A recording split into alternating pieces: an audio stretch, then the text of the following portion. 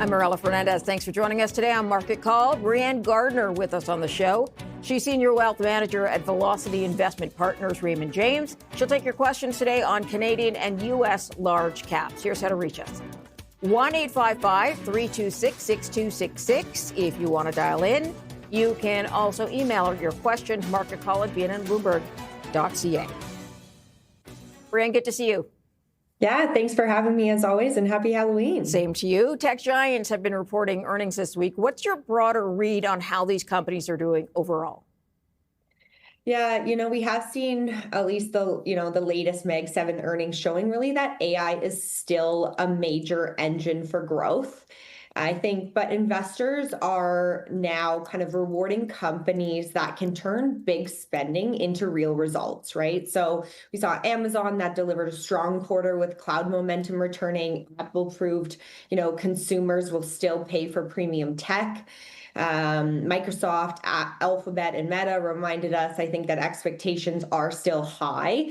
But the consumer does continue now and is still spending, and the market wants to see those profits follow. So I think that is healthy. I think leadership is starting to broaden, which is positive, and this is making it feel more like a rally that is grounded and durable. So I think, yes, AI remains front and center in discussions, but the market is shifting towards companies that can really execute, not just participate in the hype. So I think all eyes will be on NVIDIA's earnings coming up the middle of November as well. So I think a healthy shift is positive for the markets. There's still some geopolitical concerns out there that's still part of the story. I think, the Trump President Xi meeting delivered, one trade year truce, removing near-term tariff threat, and that's really progress. But I still think there's tensions that are far from resolved. So markets are kind of treating it as a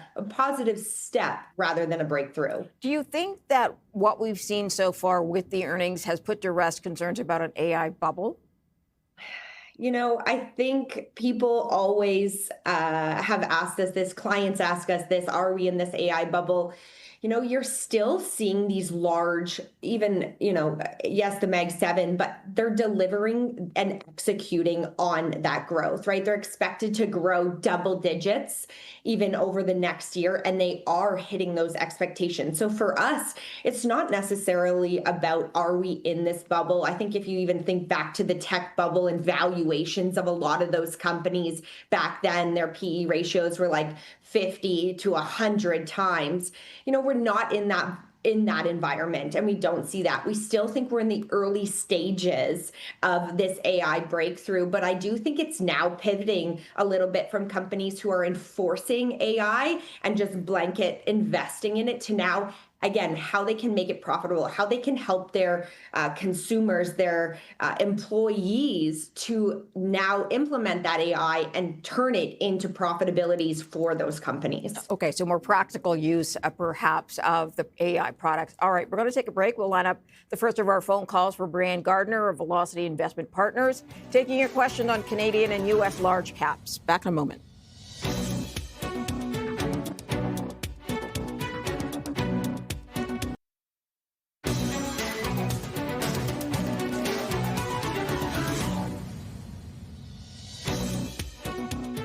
Welcome back, and thanks for joining us. Let's start with an email today from Carlo. He says, I've taken quite a hit with Baytex. Hold or sell? We'll turn that over to Brianne. Baytex is an energy company. Brianne, what's your take on them? Yeah, people have played Baytex over the years, not stock that we own in the portfolios. As you mentioned, Canadian oil and gas kind of producer, focused on more the heavy oil and shale assets. For us, we own C&Q instead, Enbridge and Whitecap Resources. I think we saw their Q3 earnings, so beat estimates. And the stock's down about 17% over the last year. it seems like a lot of energy and oil stocks are getting dragged down. So consensus analysts still have about a hold on the street. I think you are seeing, some positives around their operational efficiency, strong free cash flow, disciplined debt reduction. But obviously with volatile oil prices, Baytex can certainly move with that as well. And they do have some high debt levels, so have underperformed the markets. I think there is, commodity swings is a risk and sector headwinds. So, trading near that $3, I think below analysts' target. Even with their solid results, I still think they remain a high beta volatile name. I think with the hold on the street, we'd be cautious, probably consider trimming if you need stability, but holding would be kind of reasonable if you're comfortable with that risk. Okay, let's move on then to a phone call from Daniel, who's in Markham, Ontario. Hi, Daniel. Hi, Marilla. Hi, Brianne. Great host and guest as usual. My question is on Couche-Tard. Would you be a buyer of Couche-Tard, and what's your fundamental and valuation score? Thanks for taking my call. Okay, so Brianne, Couche-Tard tried to go after 7-Elevens from the Japanese owner. That did not work out for them, and many thought the stock would begin to recover sort of after that had passed, but it really hasn't. What's going on here? Yeah, and they still operate one of the largest convenience store networks, right? The Circle K across North America, and they still generate quite a significant amount of income from their retail merch, fuel, food, services, et cetera. It is a stock that we own directly in our portfolio. We also own Dollarama for more exposure in that space. We saw their Q1 results. Revenue was, 98 billion, net income around that 3.5. They raised their dividend for the 15th consecutive quarter, which is positive. I think ongoing, they have some strategic interest in acquiring, as you mentioned, still some other U.S. stores and looking if, what that looks like. On the analyst consensus, you're seeing about a buy with an average price target around $85 per share. So we still see there's opportunity in the global scale, strong brand. I think they have disciplined cost controls and with that consistent dividend growth. Yes, some risks, I think over the past 5 years, they've struggled, but I see an opportunity in that U.S. expansion and digital transformation. So we still see them as a leader and continue to hold, and analysts see about 20% for upside from here. So fundamentally, the stock score is at 8 out of 10 for us. Okay. We hope that helps the caller out. Let's move on to our next caller. Eldon is in Powell River, BC. Hi, Eldon. Good morning. Thank you for taking my call. I am recently retired, and I'm using dividends to supplement my income. I've got a very good interest rate through my line of credit, and I'm wondering about TELUS to play the spread. What do you think of that idea, and what do you think of TELUS in general? Thank you. Okay, thank you for the question. TELUS, like many of the telecommunications company, looking for different ways to do business with sort of the suppression of the sector, I would say. Do you like TELUS, Brianne? Listen, I think TELUS is one of Canada's top telco providers. I think their churn still remains very low, which is speaking to their strong consumer loyalty. And I do think they do have that and has been consistent, even as you are seeing other competitors push heavy promotion. I think that even their TELUS Health, right, is growing a bright spot there. The company is actively managing its balance sheet, working on that, selling some non-core assets that they are to kind of speed up that debt reduction without sacrificing service or growth. I still like the dividend as a retiree and for all investors. I still think that the dividend is strong and stable and remains a key part of TELUS's return profile. Again, I'm not sure how much you're looking at. I wouldn't say put everything in TELUS. Big believer in diversification, especially with this market right now and where valuations are. But I think, wireless growth in Canada is slowing a little bit. So we will see the stock fairly valued today. Ranks about a 6 out of 10 fundamental, but a 9 out of 10 for a value for us. I'm just reading. Is this an 8% dividend? It looks like 8%. You are correct. Okay, wow. So it's a pretty high dividend. Okay. Yes. We hope that helps out, Eldon. We're going to take a quick break. Back with more phone calls and emails for Brianne Gardner, Velocity Investment Partners, Raymond James. Back in a moment.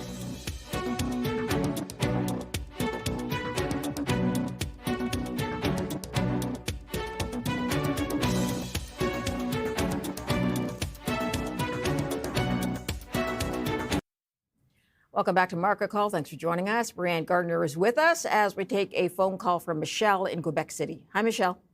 Hello, how are you? Good, thank you.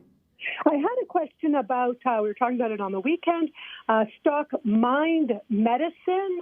It's an American stock, MNMD, trading around $14.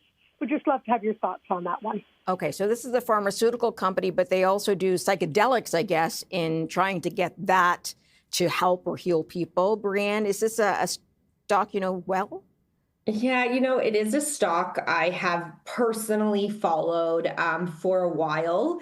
Not a stock that I own. I think, again, a little too volatile, still in those clinical stages in the biopharmaceutical company developing, as you mentioned, that psychedelic-based therapy for mental health.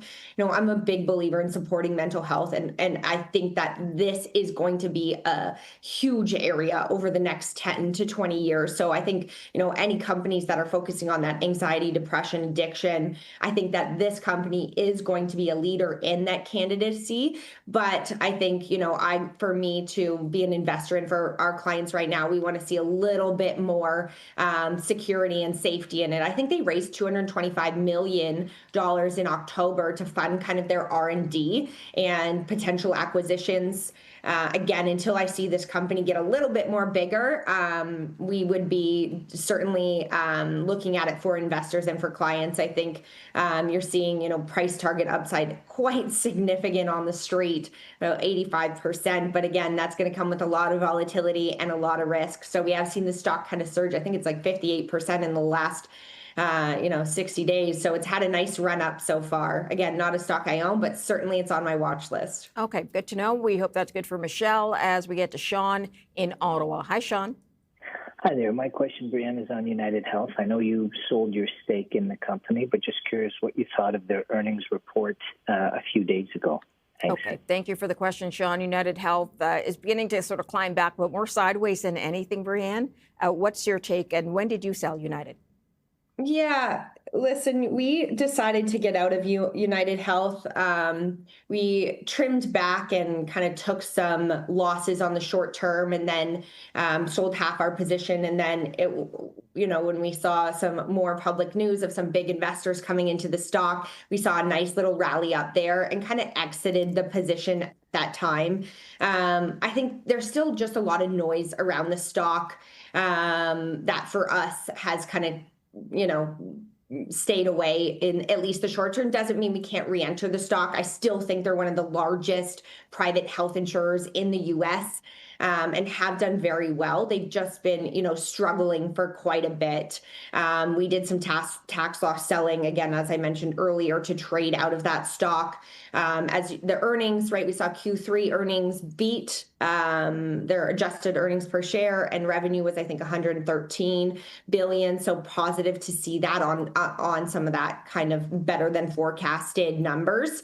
They raised their full year guidance. So, whether that was the right decision or not for us, we felt we could find some other opportunities, AbbVie, Merck, TMO, Eli Lilly, et cetera, that we decided to hold on to those winners. So, I still think the regulatory scrutiny that UNH has been under and might continue to be under, and some margin pressures in the government backed plans and the leadership turnover, I guess for us, that's why we decided to exit. But you're still seeing an 8 out of 10 on the stock fundamentally and a 7 out of 10 from a value score. All right. I hope that is good for Sean. Let's go on to Mark in Cochrane, Ontario. Hi, Mark.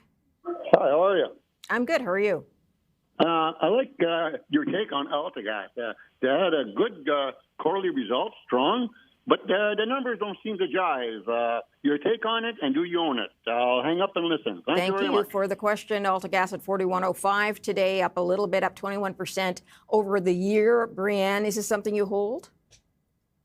AltaGas is not a stock that we hold, but, I think has done, well, seen a little bit of a pullback over kind of the last little bit. But again, as you mentioned, up today. For us, from value score, it still looks like an 8 out of 10. So, I think in that utility space, there's still some upside from a little bit of a catch-up trade. I think analysts and where our price target upside, we see about 10 to 12% from here. You're seeing mixed between kind of that outperform and buy on the street. So again, not a stock that we own in the space, but one that we certainly have watched. And I still think that for us, we hold Enbridge and Hydro One and CPX for alternatives. Their Q3, though, we did see the results, normalized earnings per share, revenue missed forecasts.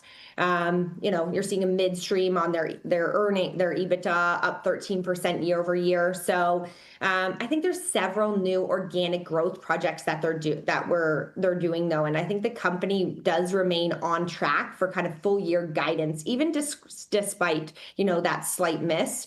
I think the debt is not well, though. That's not well covered by their operating cash flow.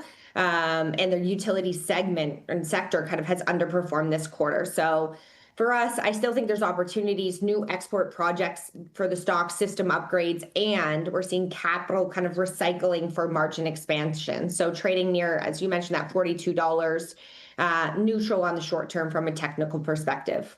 Okay, let's move on to our next caller then. Reg is on the line from Orleans. Hi, Reg.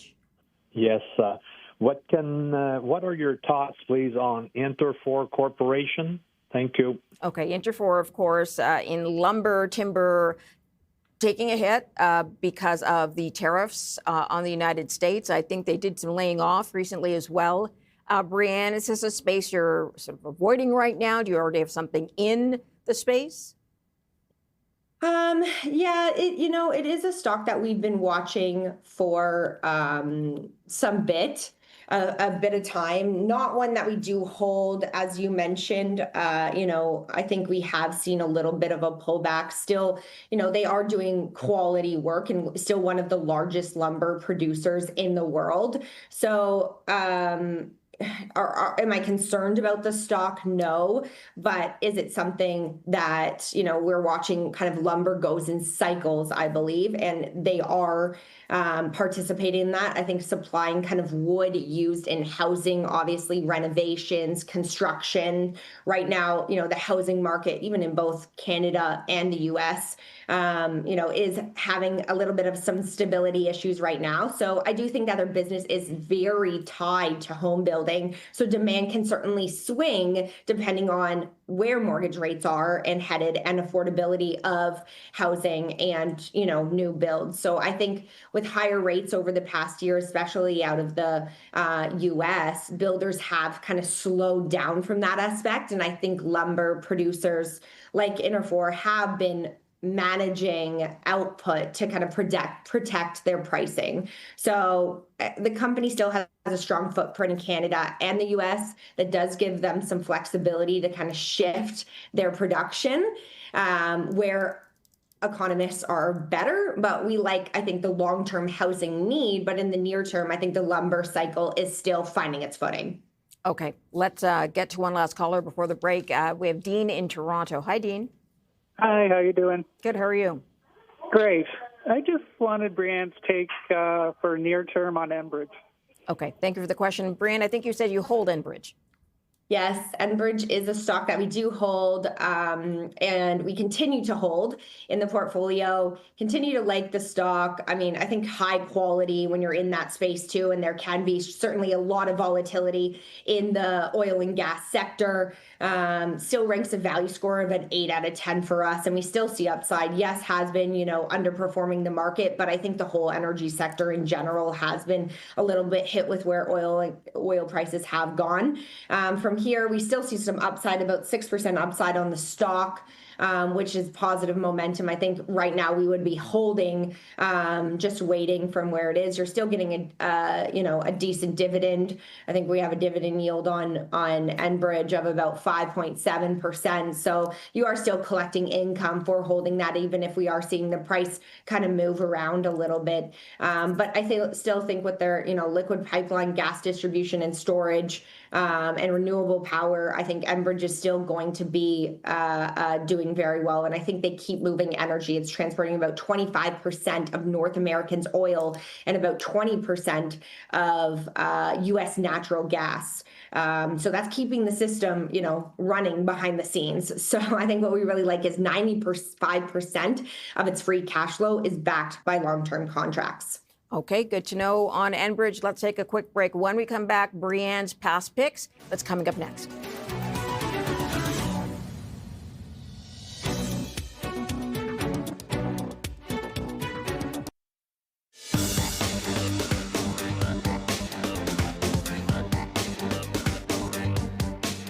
All right, time now for past picks from Brianne. We are looking at picks from November 5th of last year, so just over a year ago. At the time, Brianne, you chose Thermo Fisher Scientific, TMO, in New York at $560.79. Now it's up to $561.30. This is U.S., so not a big return or total return, under 1% for both.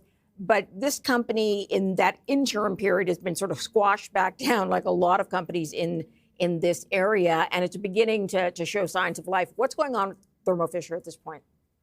Yeah, I mean, I think you've seen a little bit of turnaround and will continue to see a little bit of turnaround in the healthcare space. I think it has been an underperformer. Now people are starting to look for where, are pockets of opportunity for us. TMO, continues to be a leader. We own and like this stock still. We added initially in March and then added again in June and have trimmed back recently, taken some profits in October. So we're up about 14% on the position. I think they still continue to be a leader in that, scientific instruments and lab solutions, where new medicines and advanced materials are continuously being developed. I think demand is strengthening as pharma and biotech spending starts to pick up, especially in areas like cell and gene therapy. I think a major step forward is really to their partnership that they did with OpenAI, which is going to be great. I think using generative AI and scientific data to speed up drug discovery and help researchers really analyze complex results faster. I think it's going to be a game changer, and I'm a big believer in that. So I think their cash flow remains very healthy, funding innovation, share buybacks, and a dependable dividend, all while kind of keeping a strong balance sheet. Right now, they rank at 8 out of 10 for us, and we still see double-digit upside from here for the stock. Okay, let's get to your next past pick then, which was Coca-Cola, KO, on the New York Stock Exchange. A year ago, it was at 65.37 U.S., up to 68.23 U.S. now. A 4% return, 6% total return. Coca-Cola, really well-known brand, but is it growing? Is it getting any sort of pushback from the fact that American consumers are trying to be a little bit more healthy now that they're on these obesity drugs? What's going on with Coca-Cola? Yeah, you know what? Good question and good thoughts. I think for us, we still continue to see upside for Coca-Cola. I don't think that it's been fully priced in. I think there's more than 1.9 billion servings are enjoyed every day of Coca-Cola products, which does give really the company unmatched global reach, right? So the business continues to grow steadily, and that keeps driving strong demand in certain and key markets across the globe. So I think they have a very big pricing power, which is a huge advantage. I think company has been able to raise their prices around 5 to 6% and still maintain customer loyalty. So if a brand can pass down prices to the consumer and they're still buying their product, that's where you're going to see a win and profitability increase for these companies. I think the portfolio is evolving as well with billion-dollar brands like Fairlife, a high-protein dairy drink that's gaining momentum as well. And they have over 60 years of consecutive dividend increases. So again, for anyone who's looking for a dividend grower, Coca-Cola is definitely your stock there. I think this company ranks a 9 out of 10 for us fundamentally, and we see about 15% upside from here from a price target perspective. Okay, that's Coca-Cola. Let's get to your last pick, CES Energy Solutions on the TSX, CEU. 817 a year ago, up to 958. So a 17% upside, 19% total return upside. Can you explain, first of all, what CES Energy does? Yeah, so CES supplies specialized chemicals to really help oil and gas wells run efficiently. So that's really an essential role that holds up through, I think, any cycle. So the company now supports a large base of operations across North America, and this gives it the company a large and sticky customer base, right? So because its products are used throughout the life of a well, revenue is reoccurring and tied to production. So that's not really tied to the volatility of drilling spikes that you can see in some other stocks in that space. I think activity has stabilized and CES has been able to pass through pricing, again, positive, which supports healthy margins.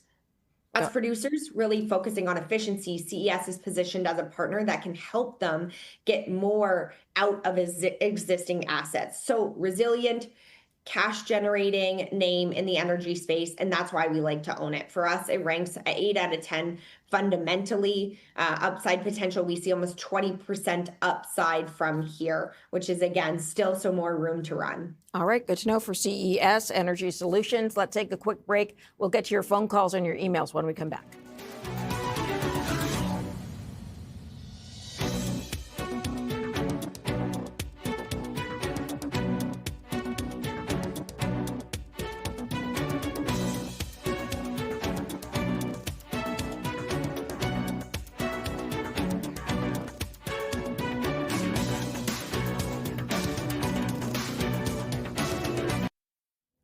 Welcome back to Market Call. We have another caller on the line for Brianne. Henry's calling in from Vaughan, Ontario. Hi, Henry. Hi there. I'm calling about freehold royalties. It seems to be in a momentum uptrend, a gradual uptrend. It seems undervalued to me, and it's paying a very good monthly dividend. What's your opinion, please? Thanks. Okay, thank you for that question. Freehold royalties up now. It's at 1407, a little bit down on the day today. Yeah, I mean, has had a nice run up too, as you can see, after that April sell-off, and has been in a nice upward trajectory, which is good to see. Again, acquires and manages royalties, which is always a safer bet we like. Interest in crude oil, natural gas, potash, etc. We did see their Q3 and Q4 results, production steady, up 10% year over year. Dividend they raised, yielding about 7.7%. They are focused on doing some strategic U.S. acquisitions as well that are continuing. Midland deal completed in December last year. I think we have seen analyst consensus have it about a moderate buy on the street, 1450. So not too much upside from here, but I do think that, defensive royalty model is good, high dividend yield, consistent, diversified North American portfolio is positive, zero really operational risks. Some weakness that I do see, is raising sustainability concerns, limited growth compared to some of the other producers. And again, oil prices declining could trim payouts. So their dividend has been cut in the past, but earnings forecast to potentially see it fall by 2.3% over the next year. So something to consider. You're still seeing a buy to neutral on the street, though. So steady dividend income and is reliable for income so far, but with a high payout ratio and limited growth, I think it's best suited for defensive investors. You can hold it for the yield, but I wouldn't expect fireworks from here. Okay, let's get to our next caller. Ed's on the line in London, Ontario. Hi, Ed. Afternoon. Yes, I've been interested in natural gas, so I started looking at Tourmaline, and I wonder what your guests think of that. Thank you very much.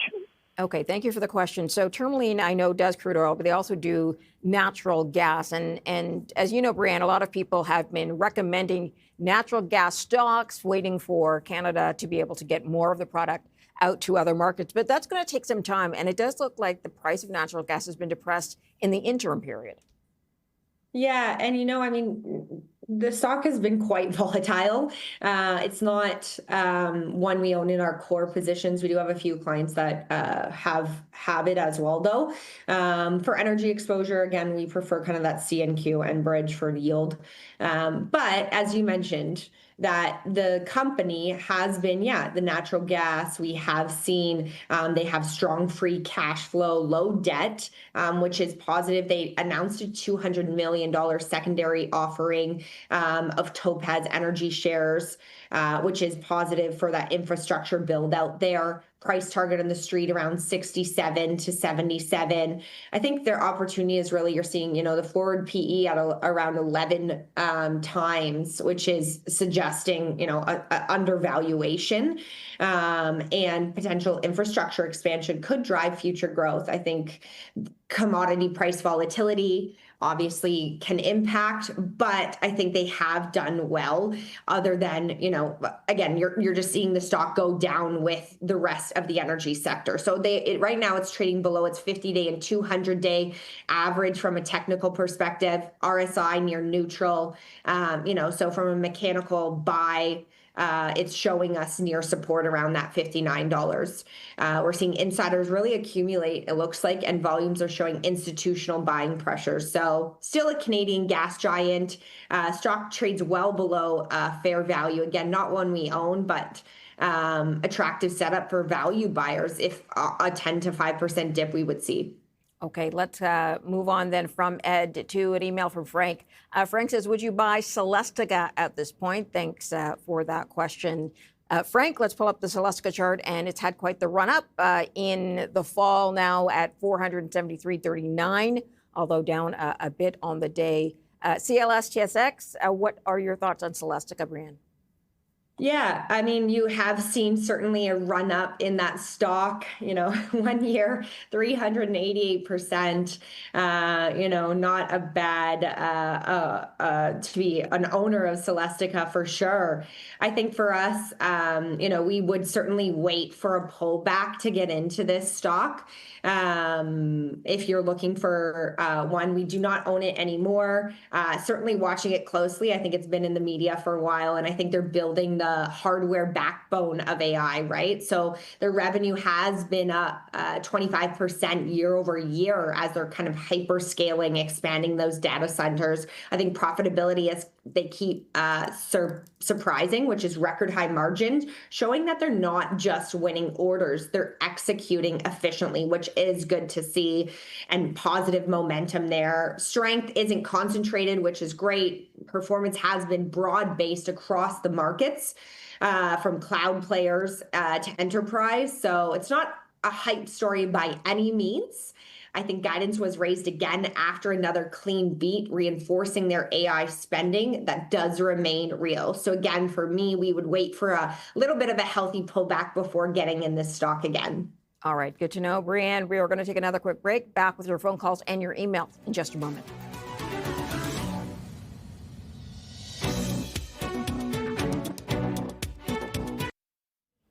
Welcome back to Market Call. William is on the line in London, Ontario. He has a question today for Brianne. William, go ahead.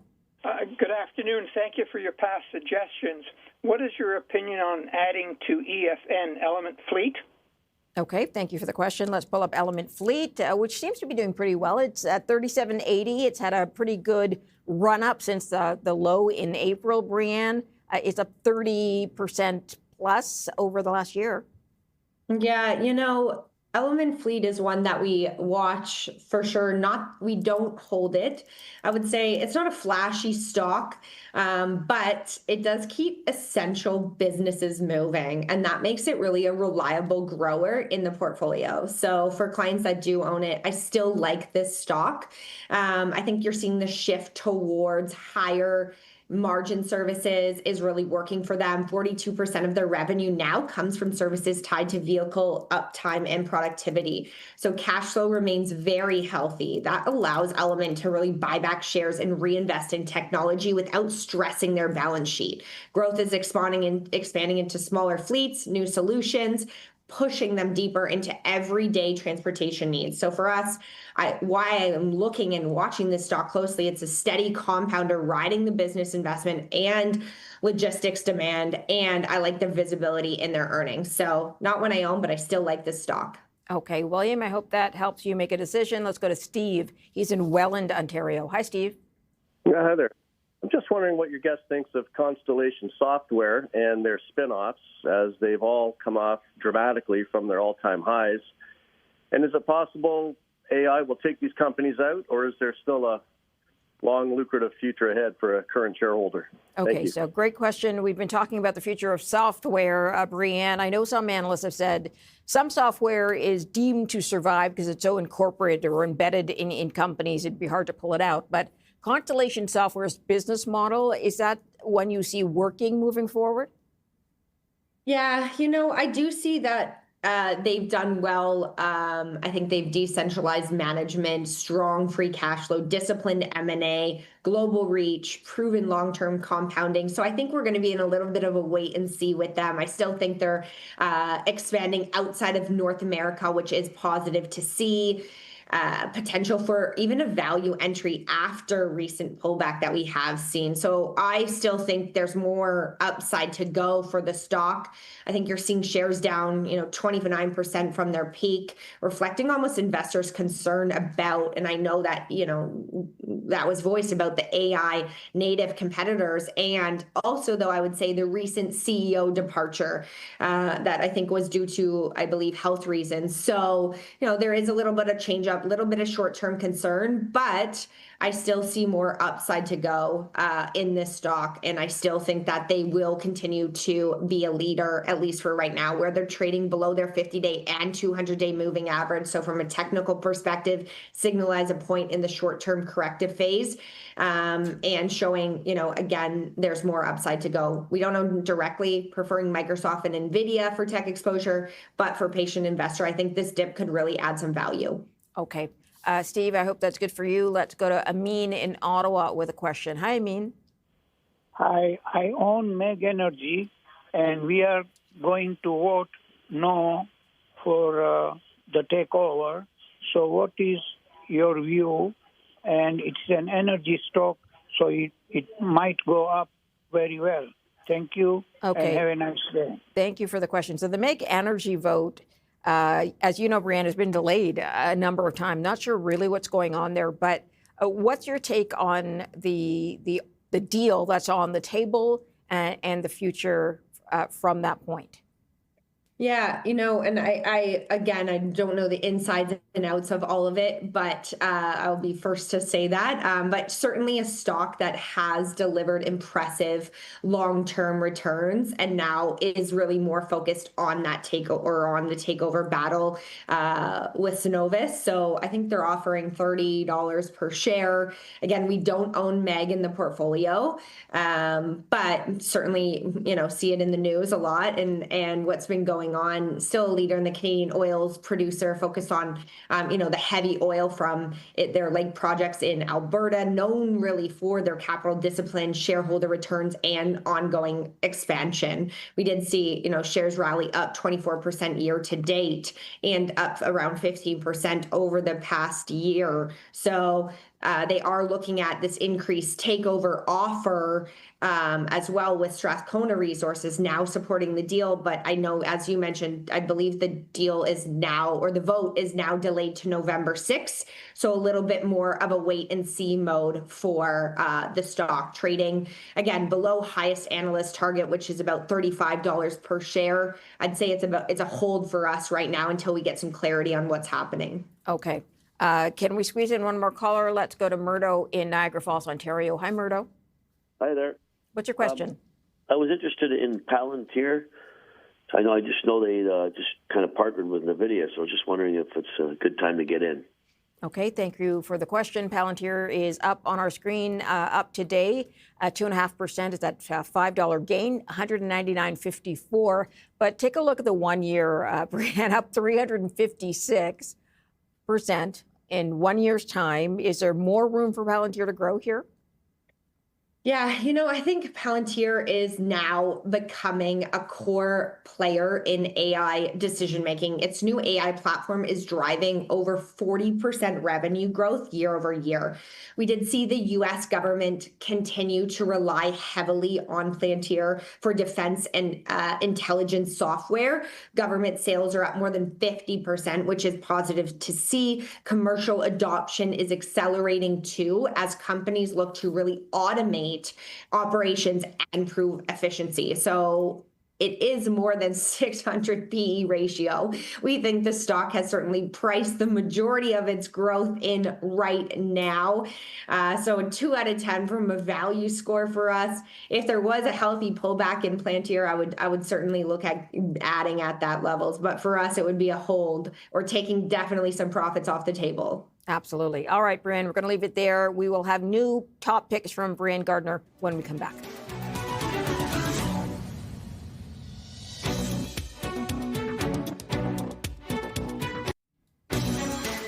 Join us on Monday for Market Call. Dan Rohinton will be on the show. He's portfolio manager at IG Global Asset Management. He'll take your question on Canadian and global large caps.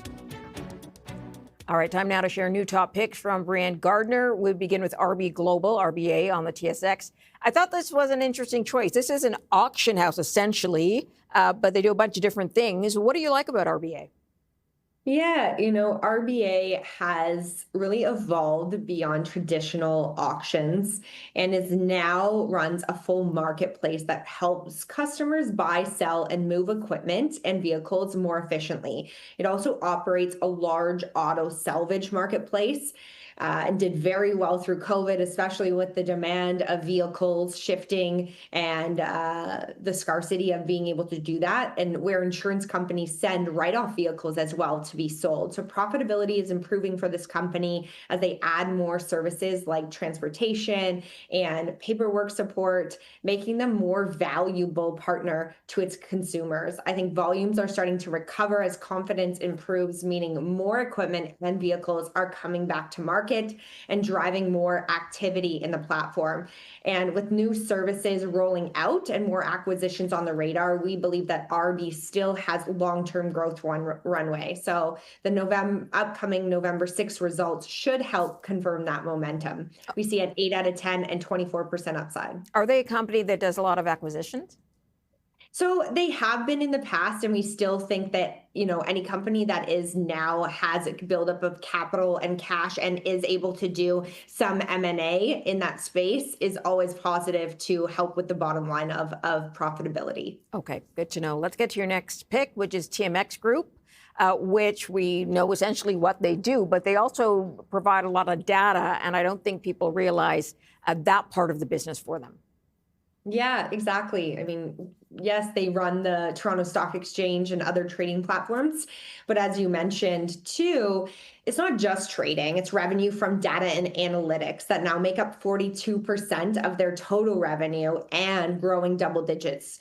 For us, that can help smooth out some of these swings. We have seen a little bit of a pullback in the stock recently, hitting a nice support level. So wouldn't be a bad time to be adding here. I think other parts of their business are accelerating too, especially derivatives trading, which delivered a strong 27% growth year over year. Balance sheet is healthy, and the company does continue to deliver a reliable dividend for investors. So again, this little pullback or sell-off we've seen is really due to slowdown in new listings, but I still think that the strength in the data and the derivatives can keep the earnings picture more stable, which is why we remain more comfortable with this stock. Ranks a 9 out of 10 for us, and we see just over 25% upside from here. Okay, so that's TMX Group. I don't want to get to your third pick, which is Meta Platforms. Meta just releasing earnings this week. And as you know, the AI spend out has investors a little concerned because there's a lot of money being put in and they want to know what's coming back out as far as revenue from AI infrastructure build outs. What is your take? Obviously, it's the stock that you like. It's down after the earnings, but why do you pick this one out of the Mag 7 moving forward? Yeah, I think I recently pivoted to this one after I saw this little bit of a sell-off because I still see Meta, being a leader in the space. They continue to deliver strong revenue gains, up 26% year over year in Q3, as advertising to spend is much more, and they are reaching a massive audience. I think its app remains unmatched in scale. They have about 3.5 billion people using the Meta platform every day. Short form videos keep driving momentum. Reels is now, they're doing over 50 billion annual run rate in their business. Amazing, and better monetization every quarter. So it is going all in on AI with the Meta AI for users, for business AI tools that help companies automate their sales and conversations, and investments are rising. So I think the payoff is clear: smarter ads, deeper engagement, and a potential to lead the consumer AI shift. So with this sell-off or recent dip, was mostly, I would say, a one-time tax payment hitting cash flow, but it doesn't change the big story. So we see this dip as an opportunity. Stock ranks a 9 out of 10 for us fundamentally, and we see about 27% upside from here for Meta. Okay, that one-time tax hit was a pretty big one. Was that unexpected? I would say the market thought so. Certainly with the sell-off that came in, even looking from a technical standpoint, right? Hitting that technical support for us, it's a no-brainer. We actually are looking and are adding to Meta on that sell-off. So it has had a nice momentum over the long run up, and even with that payment hitting the cash flow, I don't see it changing the long-term story for the company. Got it. All right, Brianne Gardner, we have to say goodbye. Thank you very much for joining us. Have a good weekend. Thank you for having me, and go Jays go. Go Jays go. Thank you for joining us today on Market Call. We'll see you back here on Monday.